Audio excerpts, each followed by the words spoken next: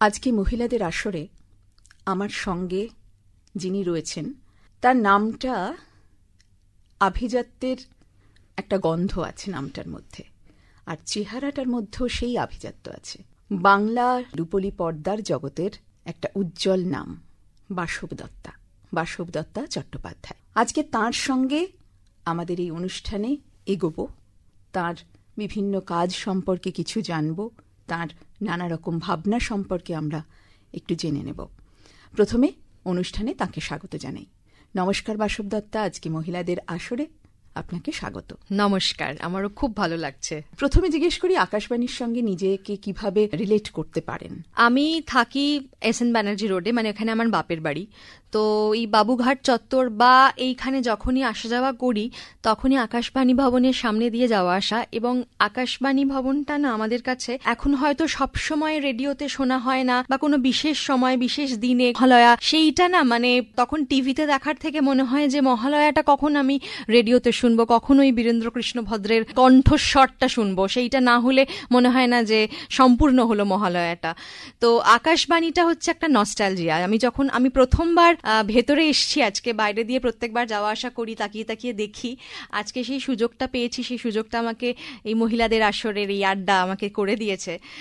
ভীষণ ভালো লাগছে, একদম অন্যরকম লাগছে, একটা অন্যরকম অনুভূতি যেটা সবসময় ভাষায় প্রকাশ করা যাবে না। একদম, আমাদের আসলে বাঙালিদের ওই বীরেন্দ্রকৃষ্ণ ভদ্রের সঙ্গে একটা আমাদের ওতপ্রোতভাবে নাম জড়িয়ে রয়েছে, এবং আমরা ভীষণভাবে ইমোশনালি অ্যাটাচড। একদম একদম সদ্যই পুজো আমরা কাটিয়ে এসেছি, তাই জন্য আরো বেশি সময়ে ছিল যখন তো সবার বাড়িতে, যখন আমিও ছোট, বা টিভি হয়তো ছিল একটা ব্ল্যাক অ্যান্ড হোয়াইট টিভি, সেই শাটার টানা মতো একটা পুরনো মডেল। তো তখন ওই রেডিও বাড়িতে ছিল, তখন এই রেডিওতে গল্প শোনা, রেডিওতে গান শোনা, ঠাকুমা বাবা মা ওদেরকে দেখেছি। তো সেইটা ছোট থেকে তো সেই পরিবেশের মধ্যে বড় হয়েছি, ফলে সেইটা একটা ওই বীজটা মনের মধ্যে কোথাও রয়ে গেছে। একদম, এবং ওই বীজটা আমরা বয়ে চলতে ভালোবাসি। হ্যাঁ। তো আজকে আমাদের এই আসরে আপনার নিজের কাজকে নিয়ে কিছু কথা বলবো। প্রথমেই যেটা জানতে চাইবো যে আমরা একটা খুব কঠিন পরিস্থিতির মধ্যে দিয়ে, কঠিন সময়ের মধ্যে দিয়ে যাচ্ছি, খুব একটা সময়টা ভালো নয়। এই পরিস্থিতিতে দাঁড়িয়ে আমাদের বাংলা টেলিভিশনের জগতই হোক বা ছায়াছবির জগতই হোক, তাদের তো একটা সামাজিক দায় থাকে কিছু গুরুত্বপূর্ণ মেসেজ দেওয়ার। আজকে কাজ করতে গিয়ে আপনার কি মনে হচ্ছে যে সেই মেসেজের মানে সেই দায়িত্বটা তারা পালন করছে? কিছু কিছু মানুষ তো অবশ্যই পালন করছেন। আর যেটা হয় যে আমরা যে মাধ্যমে কাজ করি, প্রত্যেকটা মাধ্যমের ক্ষেত্রেই যিনি লিখছেন, যিনি নাটক লিখছেন, যিনি গান গাইছেন, বা যিনি আবৃত্তি করছেন, প্রত্যেকেরই তো একটা, যেটা তুমি বললে যে দায়বদ্ধতা থাকে সত্যি মানুষ হিসেবে। আগে তো আমি মানুষ, তারপর আমি একজন শিল্পী, বা আমি একজন ডাক্তার, বা আমি একজন শিক্ষক। এটা তো আজ বলে নয়, যেটা ওই সম্ভবত আমি যদি খুব ভুল না করি, রামকৃষ্ণ পরমহংসদেবের একটা কথা আছে যে নাটকে লোকশিক্ষা হয়। তো সেইটা তখন তো ওই থিয়েটারের মাধ্যমে অনেক রকম কি বলবো, নীল বিদ্রোহর ওপর নাটক লেখা হচ্ছে, নীল দর্পণ, তারপরে মাইকেল বুড়ো শালিকের ঘাড়েরও একটা সেই সময়কার প্রহসন লিখছেন, তারপরে কি বলে সভ্যতা, এগুলো লেখা হচ্ছে। তো সেইগুলো তো এক ধরনের প্রতিবাদী, মানে কোনো কিছু বিষয়ে হয়তো কেউ বলতে চাইছেন, কোনো মত প্রকাশ করতে চাইছেন, তার মাধ্যমটা ওইটা, তিনি লিখছেন, কেউ অভিনয় করছেন, কেউ গান গাইছেন। তো শিল্পীদের, যারা আমরা অভিনয় করছি, আমাদেরও তো এইটাই দায়বদ্ধতা এই সমাজের প্রতি, যে এমন কোনো বিষয়ে আমরা কাজ করব যে মেসেজটা মানুষের কাছ অবধি পৌঁছে দেওয়া যায়। আমরা তো দেখো, প্রত্যেকের বাড়িতে মানুষকে সচেতন করতে গিয়ে বাড়ি করা নিয়ে তো সচেতন করতে পারি না, আমরা কোনো মাধ্যমে সেটা করি। যিনি ডিরেক্টর, তার একটা দৃষ্টিভঙ্গি থাকে কোনো একটা কাজ নিয়ে, বা কোনো একটা মেসেজ তিনি দর্শকদের উদ্দেশ্যে দিতে চান। তো সেক্ষেত্রে তিনি সেইভাবেই স্ক্রিপ্টটা সাজাচ্ছেন, যিনি স্ক্রিপ্ট রাইটার তিনি সেইভাবে স্ক্রিপ্টটা লিখছেন। সেই মেসেজটা মানুষের কাছ অবধি পৌঁছে দেওয়া, মানুষকে হয়তো অনেক সময় কি হয়, একটু দেখলে কোনো কিছু চোখের সামনে ছবির মতো দেখলে মানুষের মনের মধ্যে সেটা আরো বেশি করে প্রবেশ করে। আমার মনে হয় যে না, সত্যি মানুষ হিসেবে আগে যে কোনো ক্ষেত্রেই, যে কোনো অন্যায় অরাজকতার বিরুদ্ধে রুখে দাঁড়ানোটা দরকার, যে কোনো মাধ্যমেই হোক। একদম, মানে এই দায়টা আমরা অস্বীকার করতে পারি না। এবারে আপনার নিজের কাজের কথায় আসি। ওয়েব সিরিজ, সিরিয়াল, সিনেমা, তিনটে জায়গাতেই আপনাকে দেখা যায়। কোথায় কাজ করতে বেশি ভালো লাগে? আমার সব থেকে বেশি ভালো লাগে ছবির কাজ করতে। যদিও আমার কাজ শুরু টেলিভিশনের পর্দা দিয়ে, সেটাই আমাকে পরিচিতি দিয়েছে। আমার যে প্রচুর মানুষজন যারা আমাকে ভালোবাসছেন বা যারা আমার কাজের জন্য অপেক্ষা করেন আমার কাজ দেখার জন্য, সেটা টেলিভিশনের দৌলতে, সেটা আমি অস্বীকার করব না। কিন্তু কি হয়, ওই আবার ওয়েব সিরিজ যদিও আমি খুব বেশি করিনি, ওয়েব সিরিজ একটাই করেছিলাম, শক্তিরূপেণ, এবং সেইটা না এই বর্তমান সময়ে ভীষণ প্রাসঙ্গিক একটা বিষয় নিয়ে, এই যে নারী নির্যাতন বা এই রেপ, এই বিষয়গুলোকে নিয়ে আমাদের এই ওয়েব সিরিজটা ছিল। এটা তো এখন বলে না, এটা বরাবরের জন্যই প্রাসঙ্গিক। এখন হয়তো মানুষ অনেক বেশি আওয়াজ তুলছে না, অনেক বেশি প্রতিবাদ করছে না। আসলে কি হয়, এই রকম ঘটনা দিনের পর দিন ঘটতে ঘটতে মানুষের যখন দেওয়ালে পিঠ থেকে যায়, যখন মনে হয় যে না এইবার আমার গলার আওয়াজটা তোলা দরকার, এইবার প্রতিবাদটা করা দরকার, তখন সে এই রাস্তাটা নেয়, এই প্রতিবাদের রাস্তাটা। তো আমাদের ওই যে শক্তিরূপেণ ওয়েব সিরিজটা, সেইটা নিয়ে, তো সেইটা আমার ভালো লেগেছিল কাজটা করতে, যে সত্যি একটা প্রাসঙ্গিক বিষয় নিয়ে একটা খুব বলিষ্ঠ নারী চরিত্রে আমি অভিনয় করতে পেরেছিলাম। টেলিভিশন তো করি, টেলিভিশন হচ্ছে একদম ঘরের কি বলবো, মানে কেউ রান্না করতে করতে গল্প করতে করতেও টেলিভিশনের দিকে তাকায়। টেলিভিশনটা একটা পরিবারের মানুষের মতোই হয়ে যায়। একসঙ্গে সবাই যখন থাকে, কোনো অনুষ্ঠানে দেখা হয়, ওই টেলিভিশনের চরিত্রগুলোকে নিয়ে তারা আলোচনা করে, সেইটা একদম ঘরের কাছাকাছি। আবার লার্জার দ্যান লাইফ হচ্ছে, যেটা আমরা বড় পর্দায় গিয়ে দেখছি। তো দুটো তিনটে আলাদা আলাদা মাধ্যম। বড় পর্দার একটা অন্য মাধুর্য আছে। আমার মনে হয় যে কিছু কিছু ছবি, কিছু কিছু জিনিস যেগুলো বড় পর্দায় না দেখলে না মনে হবে না। কারণ বাড়িতে আমি একটা ওয়েব সিরিজ ধরো ফোনে দেখছি বা ল্যাপটপে দেখছি, একটা কেউ কলিং বেল বাজালো, রান্নার লোক জিজ্ঞেস করলো কি রান্না হবে, এই যে ডিস্ট্রাকশন যেগুলো হচ্ছে, যেগুলো মানে মনোসংযোগটাকে বিচ্যুত করছে, সেইটা তো সিনেমার ক্ষেত্রে হয় না।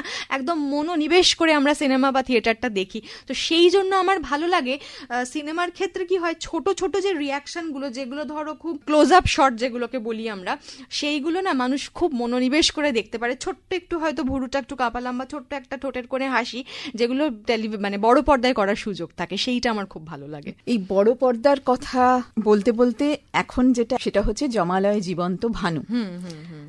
এরকম একটা ঐতিহাসিক ছায়াছবি আমি বলবো, চলচ্চিত্র বলবো, কেননা ভানু বন্দ্যোপাধ্যায়ের মতো একজনকে সিনেমার পর্দায় আবার করে তৈরি করা, তার সেই পুরনো ছবিগুলোকে আবার করে তৈরি করে করে দেখা বা দেখানো, এটা কিন্তু আমাদের কাছে ভীষণ মানে একটা ভালোবাসার জায়গা। আর ভানু বন্দ্যোপাধ্যায় মানেই হচ্ছে কমেডি, এবং তার ওই ছোট্ট ছোট্ট হাসির যে অভিনয়গুলো, প্রকাশগুলো, সেগুলো সাংঘাতিক। এই কাজটা করতে গিয়ে কিরকম লেগেছে এবং কি ধরনের কাজ হলো, এটা একটু যদি। এটা আমরা ছবি দেখেছি জমালয়ে জীবন্ত মানুষ, সেইখান থেকেই কোথাও গিয়ে জমালয়ে জীবন্ত ভানু, মানে যেখানে ভানু বন্দ্যোপাধ্যায় মানে যে চরিত্রটা ছিল সেখানে মূল ছবিতে, যে জীবন্ত ভানুকে উঠিয়ে নিয়ে গেছিল, এবং পরে তারা সে ভুলটা বুঝতে পারে এবং তাকে বলা হয় যে তোমাকে তো ফিরিয়ে দিতে পারবো না, কিন্তু তুমি এখানে জীবন্ত হয়ে ঘুরে বেড়াবে। তো সেই জন্য আমাদের এই ছবিটার নাম জমালয়ে জীবন্ত ভানু। এবার এইখানে ভানু বন্দ্যোপাধ্যায়ের জীবনের অনেক কিছু, তার ব্যক্তিগত জীবন থেকে শুরু করে তার অভিনয় জীবন, সমস্ত কিছুকে ছুঁয়ে ছুঁয়ে যাওয়া হয়েছে। আর আমি যে কাজটা করেছি, আমার একটাই দৃশ্য ছিল, এবং সেটা খুব মনের কাছের একটা মানে মনের কাছাকাছি একটা কাজ, আমার সবসময় মনে থাকবে। সেটা একটা গানের দৃশ্য, এবং যেটা আমরা পুরনো ছবিতে দেখেছি, আশিতে আশি ওনাতে রুমা গুহ ঠাকুরতা এবং ভানু বন্দ্যোপাধ্যায় গাড়ি চালিয়ে যাচ্ছেন মান্নাদের গলায় তুমি আকাশ এখন যদি হতে আমি বলাকার মতো পাখা মেলতাম। তো সেই গানটাকেই আমরা অন্যরকম ভাবে এখানে উপস্থাপন করা হয়েছে, কারণ একটা কপিরাইট ইস্যু থাকে, ফলে মূল গান আমরা ব্যবহার করতে পারি না। সেইটাই এরা এত সুন্দর করে গানটা লিখেছে এবং সুর করেছেন রাজা নারায়ণ দেব, গান গেয়েছেন রাঘব দা, জিনিয়া। তো ভীষণ সুন্দর। আমি একদম কি বলবো, পুরোনো দিনে ফিরে যাওয়া আমার কাছে না সবসময়, ওই পুরোনো দিনের যে ব্যাপারটা, সেইটা আমার ভীষণ ভালো লাগে। ওই পুরোনো দিনের যে ব্ল্যাক অ্যান্ড হোয়াইট ছবি, আমি যখন এখনো কোনো ছবি তুলি, কোনো সমাজ মাধ্যমে ছবি দিই, পোস্ট করি, তখন ওই ব্ল্যাক অ্যান্ড হোয়াইট করে দিই। আমার খুব ভালো লাগে। ব্ল্যাক অ্যান্ড হোয়াইটের না একটা অদ্ভুত গভীরতা আছে আমার, মানে ওটা ভীষণ কাছাকাছি, মনের কাছাকাছি মনে হয় আমার। যেটা এই কাজের ক্ষেত্রেও হয়েছে। আমাদের পুরো গানের দৃশ্যটা আমরা শুট করেছি কিন্তু কালার যেরকম আলো টালো নিয়ে, কিন্তু যখন ওরা এডিট করে করে এনেছে জিনিসটাকে, তখন দেখেছি যে একদম সাদা কালো, পুরো মনে হচ্ছে যে পুরোনো দিনের সময়টাতেই ফিরে গেছি। গানটা দেখলাম, ভীষণ ভালো লেগেছে। সাজটা, ওই যে একটা চোখ, উইংস চোখ, যে আইলাইনার পরা, পুরোনো দিনের যে কাজল পরার স্টাইল আমার খুব ভালো লাগে। এখন তো সবসময় পড়তে পারি না, সব সুযোগও পাই না অন্য ছবিতে, কিন্তু এইখানে সেই সুযোগটা আমি পেয়েছি। এটা আমার মানে এটা আমার কাছে একটা স্বপ্ন পূরণের মতো। আর গানের দৃশ্য, আমি এর আগে যতগুলো কাজ করেছি সেখানে গানে লিপ দেওয়ার সুযোগ কম পেয়েছি, হয়তো ব্যাকগ্রাউন্ড স্কোর সেগুলো, কিন্তু এখানে গানে লিপ দিতে পেরেছি। পাশে অপুদা বসে রয়েছে, অপুদার সঙ্গে যদিও আগে কাজ করেছি, এইটা একদম অন্যরকম একটা অনুভূতি আমার কাছে।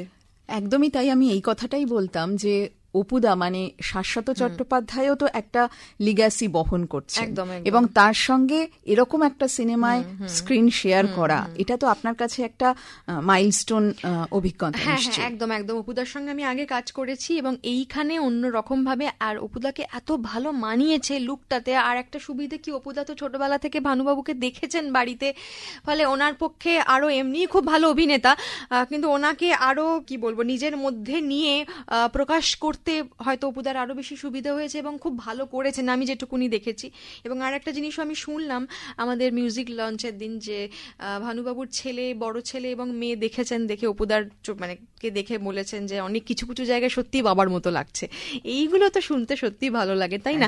আর কি বলতো, কোনো সত্যিকারের বেঁচে মানে কোনো মানুষকে নিয়ে যখন কাজ হয়, কোনো কাল্পনিক চরিত্র নয় যারা, তাদের তো ভীষণ কম্পেয়ার করা হয়, ওর মতো হলো কিনা, ওর মতো পারলো কিনা, তো এটা বেশি আরো কঠিন তাদের পক্ষে। সেইখানে মনে হয়, আর এখন তো যে ছবিগুলো হয়, ধরো সবাইকে নিয়ে বাবা মার সঙ্গে বসে দেখার মতো কন্টেন্ট তো খুব কম হয়, হয়তো উঠে চলে যেতে হয় এমন কাজ হয়। তো এইটা মজার ছবি, সবাইকে নিয়ে, সব পরিবারে নিয়ে দেখার মতো ছবি। একদম। আপনাকে নানা রকম চরিত্রে আমরা পেয়েছি, তার মধ্যে একটা খল চরিত্রেও পেয়েছি। এই খল চরিত্র অভিনয় করার জন্য কি নিজেকে আলাদা করে কিছু তৈরি করেছিলেন? বা না, আলাদাভাবে কিছু করিনি। আমাকে ডিরেক্টর সৌকর্যদা আমাকে বলে দিয়েছিল যে আমি একটু এইরকম ভাবে চাইছি, তুমি এরকম ভাবে ডায়লগগুলো ডেলিভার করো। আর আমাকে খুব একটা ওই খল মানেই যে একদম চোখ মুখ বেঁকিয়ে ভীষণ একটা কিছু করতে হবে, সেরকম কিছু তো করতে হয়নি, কিন্তু করতে খুব ইচ্ছে করে। সবসময় আমি পজিটিভ চরিত্র করেছি, সবসময় আমি খুব ভালো বৌমা, ভালো মা, তার বাইরে বেরিয়ে কিছু করতে ইচ্ছে করে। সেইটা আমার ওই কাজটা করে রক্ত রহস্য যখন করেছিলাম আমার খুব ভালো লেগেছিল। হ্যাঁ, এবং সেই চরিত্রটাতে, চরিত্রের যখন আমরা দেখছি তখন কিন্তু বোঝা যাচ্ছে না, প্রতিটি কথাই কিন্তু একটু অন্যরকম, কিন্তু তবুও বোঝা যাচ্ছে না যে এই চরিত্রের পিছনে কি রয়েছে। আমি জিজ্ঞেস করেছিলাম সৌকর্যদাকে যে আমাকে এই চরিত্রটাতে ভাবলে, বলেছে তোমাকে না আসলে আমাদের গল্পটা যেরকম, যাতে প্রথমে দেখে মনে না হয় যে বদমাইশ, তোমাকে দেখে সেটা মনে হবে যে তুমি ভালো, সেই ভালো ব্যাপারটাকেই আমি ব্যবহার করব, তারপরে দেখা যাবে যে তুমি বদমাইশ।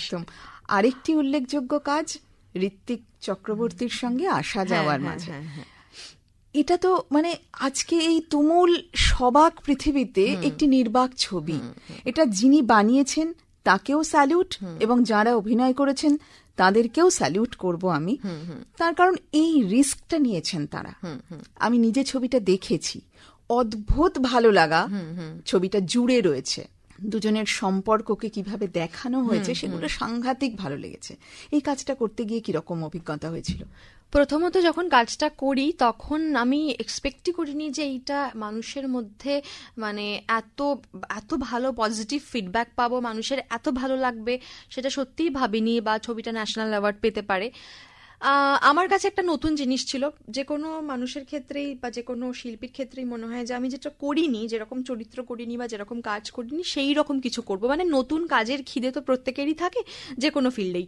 তো সেটা যখন আমি শুনলাম যে কোনো, আমি বললাম যে স্ক্রিপ্টটা দাও, বলো কোনো স্ক্রিপ্ট নেই। আচ্ছা ঠিক আছে, কোনো ডায়লগ নেই, কি হবে ব্যাপারটা। তারপর ঋত্বিকদার সঙ্গে কাজ করার একটা লোভ, সেটাও সামলানো যায়নি। তো দেখলাম যে না, কাজটা করি, দেখা যাক কি হয়। এখানে আমাদের শুধু একটা কয়েকদিন আগে যে বাড়িতে আমরা শুট করেছিলাম গল্পগুচ্ছ, বাড়িটা এখন ভেঙে দিয়েছে সম্ভবত, আমি শুনেছি। তো ওই বাড়িতে আমাদের কয়েকটা জায়গা, যে ফ্রেমগুলো আর কি, যে যে জায়গায় উনি ভেবেছিলেন ডিরেক্টর যে সিনগুলো রাখবেন, সেইখানে কয়েকটা শুধু স্টিলস তোলা হয়েছিল, মানে স্টিল ফটোগ্রাফ নেওয়া হয়েছিল জাস্ট ফ্রেমটা দেখার জন্য যে কতটা কি লাগবে। এইটুকুনি আমাদের সাক্ষাৎ, মানে ঋত্বিকদার সঙ্গেও শুটিংয়ের আগে। তারপরে আমরা শুটিংয়ে চলে গেছি, কোনো স্ক্রিপ্ট নেই। এইরকম ধরনের একটা সাবজেক্ট নিয়ে কাজ করে, এবং ওখানেও দেখবে ওই পুরোনো দিনের ব্যাপার, পুরোনো বাড়ি, পুরোনো ওই তুমি যে আমার গানটাকে ওরা ব্যবহার করেছে, আমার ব্যক্তিগতভাবে মনে হয় যে কথা বলে প্রচুর কিছু এক্সপ্রেস করা তো যায়, আমি তোমায় ভালোবাসি বা আমি তোমার জন্য এটা করব, আমি তোমার জন্য ওটা করব, এগুলো তো বলি আমরা সবসময়, কিন্তু অনেক কিছু না বলে অনেক সেখানে না সেই ভালোবাসার মধ্যে অনেক গভীরতা আছে। কথা না বলেও যে কারোর প্রতি কোনো মুগ্ধতা আমি প্রকাশ করতে পারি, কথা না বলেও কারোর প্রতি প্রেম আমি প্রকাশ করতে পারি।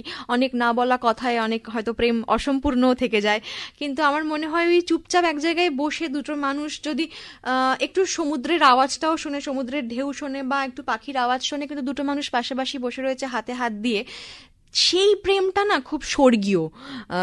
সেই প্রেমটা অত ফিজিক্যাল নয়, সেই প্রেমটার অত অনর্গল কথা তারা বলে না, কিন্তু ওই মুহূর্তগুলোকে তারা উপভোগ করে। ওই যে চুপ থাকার মধ্যে একে অপরের যে উপস্থিতি, সেইটাকে অনেক বেশি উপলব্ধি করা যায়। মানে সেখানে মনে হয় মানসিক ভাবে ছুঁয়ে যাওয়া যায় একদম একদম। আর আমি যেহেতু ব্যক্তিগতভাবে এই ধরনের মানে বিষয়টাই আমার মননে একদম গেঁথে রয়েছে, তাই এগুলো আমার কাছে খুব কাছের মনে হয়, যে এগুলো করতে আমার খুব সুবিধে হয়। হয়তো এটার জন্য আমাকে আলাদা করে অভিনয় করতে হয় না, কারণ আমি এরকমই, কিন্তু সেইটা আমি রিলেট করতেও খুব সুবিধা হয়। একদমই তাই। এবং এই চরিত্রগুলো কিন্তু আমরাও খুব ভালোভাবে বুঝতে পারি। এই যে কথা হয়নি ছবি জুড়ে, কিন্তু আমাদের কোথাও আবার এরকম শুনেছি, যখন নন্দনের ছবিটা চলছে অনেক মানুষ 7বার 8বার দেখেছেন, কেউ কেউ বলেছেন যে খুব বোরিং লেগেছে। সে হতেই পারে, বিভিন্ন মানে মিশ্র প্রতিক্রিয়া সব কাজের ক্ষেত্রেই হয়। আবার আমি একজনের কাছে শুনেছিলাম, তারা সিনেমা দেখতে গেছে এবং তার পাশেই একজন বয়স্ক ভদ্রলোক এবং ভদ্রমহিলা বসে আছেন, তারা ছবিটা পুরো দেখছেন, দেখার শেষ হয়ে যাওয়ার মানে শেষের ঠিক একটু আগে ভদ্রমহিলা তার হাজবেন্ডকে জিজ্ঞেস করছেন, আচ্ছা ওরা কি একটু কথা বলবে না? মানে সেটা তার ইচ্ছে যে এরা কথা বলুক একটু। কিন্তু এমন ভাবে ছবিটাকে বানানো হয়েছে, তার টাইম সিকোয়েন্স, একদম একদম দুজনের কাজের ধরন, যে মানে কথা যে বলছে না মনে হচ্ছে না, কিন্তু যে ইচ্ছে করে বলছে না, একদম সময় নেই, তারা এই ব্যস্ততার মধ্যে তাদের হয়তো সেই বসে সেই প্রেমালাপ করার বা প্রয়োজনীয় কথা বলারও সময় নেই, কিন্তু এই যে চায়ের কাপটা এগিয়ে দেওয়া বা তার একজনের জন্য রান্না করে খাবার গুছিয়ে রাখছে, আর একজন বেরিয়ে গেলে একজন জানলা দিয়ে যে উঁকি মারছে দেখছে ওর চলে যাওয়াটা, সেইটার মধ্যে না প্রচুর ভালোবাসা রয়েছে, প্রচুর আবেগ রয়েছে, সেইটা কোনো ভাষায় প্রকাশ করা যায় না।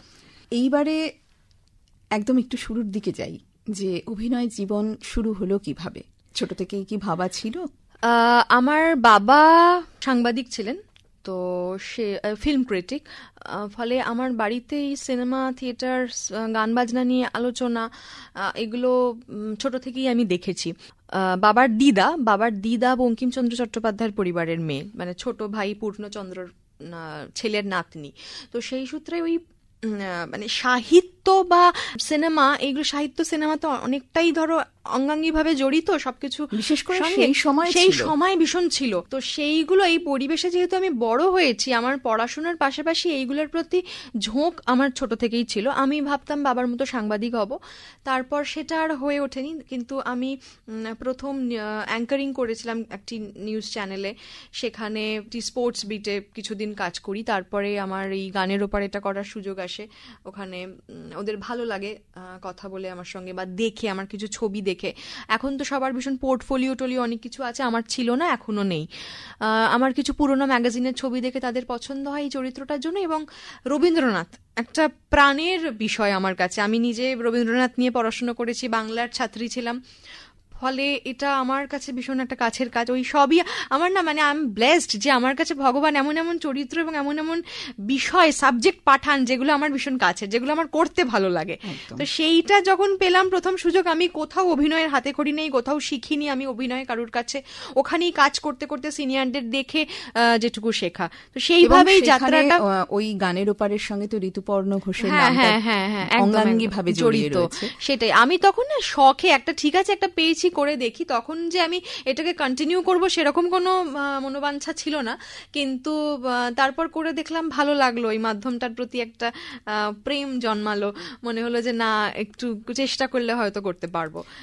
সেইভাবেই প্রথম দেখা, আমিও ওই এবং ওই সিরিয়ালের ওইটা দেখেই আমাকে আসা যাওয়ার মাঝেতে কাস্ট করা হয়। আচ্ছা আচ্ছা আচ্ছা, খুব ভালো লাগলো। তো জমালয় জীবন্ত ভানু, এটা তো একটা ছায়াছবি, আর কি কি সামনে রয়েছে যেটা আমরা দেখতে পাবো আপনাকে?